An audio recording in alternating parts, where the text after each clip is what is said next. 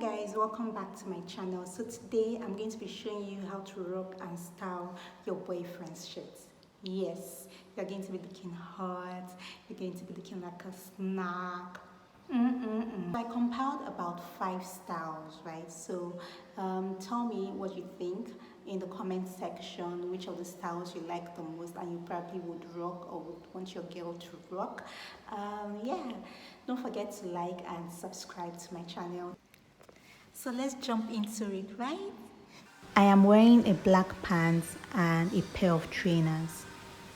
This look is so stylish and cute. I was laughing so hard here because my brother told me my backside was non-existent. Me looking cute. Style 2. If you have a pair of jeans, this works perfectly well. Throw in some colors like I did. You can do blue, red, yellow, whatever that rocks your boots. To give you that edgy, extra glam, spicy look, you can knot it like so.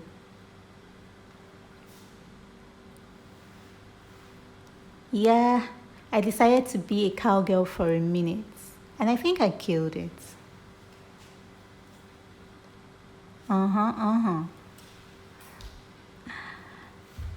For a more relaxed look,